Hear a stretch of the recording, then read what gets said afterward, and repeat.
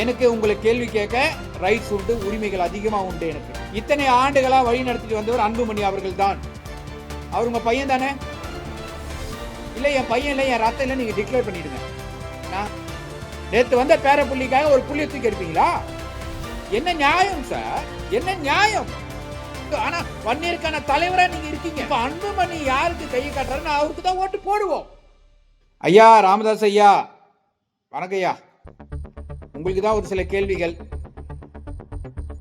அதாவது நான் ஒரு பிறப்பால் சத்திரியன், வளர்ப்பால் வன்னியன். நீங்க நடத்தின போராட்டம் ஒரு சில இதுல நான் கலந்துருக்கேன். ஒரு கட்சி தொண்டனா இல்ல, ஒரு சத்திரியனா. எனக்கு உங்களை கேள்வி கேட்க ரைட்ஸ் உண்டு, உரிமைகள் அதிகமா உண்டு எனக்கு. ஏன்னா உங்க போராட்டத்துல கூட நான் கலந்துருக்கேன். சரியா? இப்போ அன்புமணி அவர்களே நான் ஒதுக்கிட்டேன், நீங்க யாரும் அவர் கூட போக கூடாது நீங்க சொல்றீங்க. என்னோட கேள்வி, இத்தனை ஆண்டுகளா வழி நடத்திட்டு வந்தவர் அன்புமணி அவர்கள் தான். நீங்க வீட்டுல உட்காந்து ஆர்டர் தான் போட்டீங்க, ஆனா இறங்கி வேலை பார்த்தது அன்புமணி அவர்கள் தான். அவர் உங்க பையன் தானே? உங்க பையன் உங்க ரத்தம் தானே? இல்ல என் பையன் இல்ல, என் ரத்தம் இல்ல, நீங்க டிக்ளேர் பண்ணிடுங்க. நாங்க அவரை ஒதுக்கிடுறோம். எதுக்கு நாங்க அவர் கூட போல?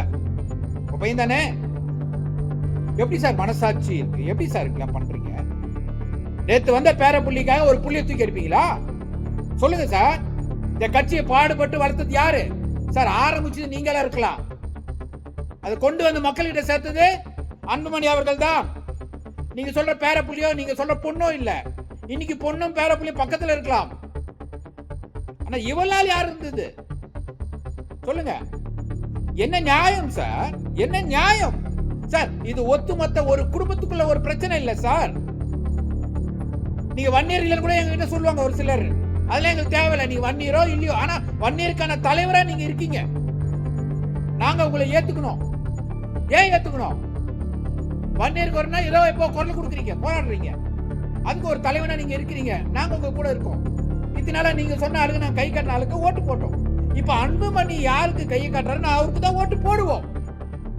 நேத்து உங்க பொண்ணுக்கோ முந்தா நேத்து உங்க பேரப்புள்ளிக்காக நாங்க போக முடியாது சார். நியாய நீதி வேணாவா? ஒருத்தன் கஷ்டப்பட்டு கட்சியை வளர்த்து நிப்பான், நீ இல்ல கட்சியில இல்ல, நீ வெளில போடா அப்படின்னா ஏத்துப்பீங்களா? நான் உங்களை கேட்கிறேன். இதே நீங்க அன்புமணி அவர் ராமதாஸா இருந்து அவர் உங்களை நீ கட்சி விட்டு வெளில போடா, நீ சரியில்லை, நீ பார்லமெண்ட்டுக்கு ஒழுங்கா போல, லீவ் போட்டு வீட்டுல உட்காந்துந்த, அதனால உன்னை தூக்குறேன்னு சொல்லுவீங்களா? நீங்க ஏத்துப்பீங்களா? என்ன சார் நியாயமற்ற செயலா இருக்கு இது? அது கூட நான் ஏத்துக்கிறேன். அதை விட ஒரு பெரிய கொடுமை என்னன்னா, நீங்க என்ன சொல்றீங்க? என் பொண்ணுக்கு ஒரு போஸ்டிங் போட்டு, என் பேரனுக்கு ஒரு போஸ்டிங் போட்டு, இன்னொரு பேரனுக்கு ஒரு போஸ்டிங் போட்டு, கூட இருக்கிற ஒரு சில ஜால்ரா கோஸ்டிங் நான் போஸ்டிங் போட்டு நான் மேல கொண்டு வரேன்றீங்க. அப்போ கடைசி வரைக்கும் உங்களுக்காக உழைச்ச தொண்டை கொடி பிடிச்சிட்டே இருக்கணும், உங்களுக்காக உத வாங்கணும், உத வாங்கினே இருக்கணும், உங்களுக்காக ஜெயிலுக்கு போகணும், ஜெயிலுக்கு போயினே இருக்கணும். உங்க குடும்பத்தை மட்டும் நீங்க அப்படியே வளர்த்துட்டு வருவீங்க. நாங்கெல்லாம் ஐஸ்கிரீம் வாங்கி சாப்பிட்டு உட்காந்துருக்கணும் ரோட்ல. நீங்க வந்தா கொடி பிடிக்கணும், நீங்க பிரச்சனை நாங்க ரோட்ல இறங்கி போறோம்னா எத்தனை வன்னியர் சமுதாய குடும்பங்கள் ஜெயிலுக்கு போயிருக்கு தெரியுமா? எத்தனை வன்னியர் சமுதாயம் இன்னைக்கு சதறி போயிருக்கு தெரியுமா? அவங்கள யாரா காப்பாத்திருக்கீங்களா? நீங்க வன்னியர் என்ற ஒரே ஸ்டாண்டர்ட்ல இருந்து வச்சுக்க, நீங்க முதலமைச்சர் நீங்க தான் இல்லையே. சமூக நீதி நீங்க எல்லா ஜாதியும் சரி, ஓகே, நானும் அப்படிதான். எல்லா மக்களும் எல்லா ஜாதியும் ஒண்ணுதான், எல்லாம் நம்ம இனம், மனித இனம் நினைக்கிறோம் தான் நானும். ஆனா இன்னைக்கு என்ன பண்றீங்க? தப்பு சார். நீங்க வயிற்றுல முதியோரா இருக்கலாம், எனக்கு தாத்தா தான் நீங்க, இல்லைன்னு சொல்லல. அதுக்காக நாங்க நீங்க சொன்ன மாதிரி தூக்கி கடாசிட்டு அன்புமணி தூக்கி போட்டு என் பொண்ணு வருவேன், என் புள்ள வரலாம் பண்ண முடியாது. முடியாது சார். எங்களுக்கு அன்புமணி தான்.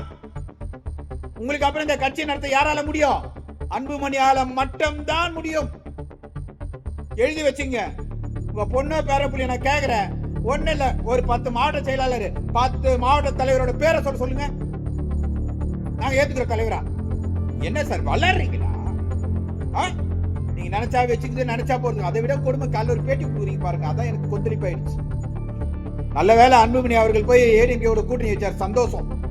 திமுக ஆட்சி சூப்பரா இருக்கான். அப்படியா சார்? இதுலயே தெரிஞ்சு சார் நீங்க வன்னியருக்கு எவ்வளவு சப்போர்ட் பண்றீங்கன்னு. 10.5 எதிர்த்து நிறுத்தது யாரு? இந்த திமுக அரசு தானே. நல்ல ஆட்சி போய் நீங்க எந்த வாயை வச்சு சார் சொல்றீங்க? இப்ப எங்களுக்கு என்ன துரோகம் இழுக்கிறீங்களா? துரோகம் இழுக்கிறீங்களா எங்களுக்கு? அப்ப இதனால வன்னியர் சொல்லி ஏமாத்திட்டீங்களா எங்களெல்லாம்? எப்படி சார் அந்த வாயில நீங்க சொல்லலாம்? அவரை சொல்லுங்க சார். மானத்துக்கும் ரோசத்துக்கும் கௌரவத்துக்கும் வாழ்றவன் தான் சத்திரிய பன்னிய.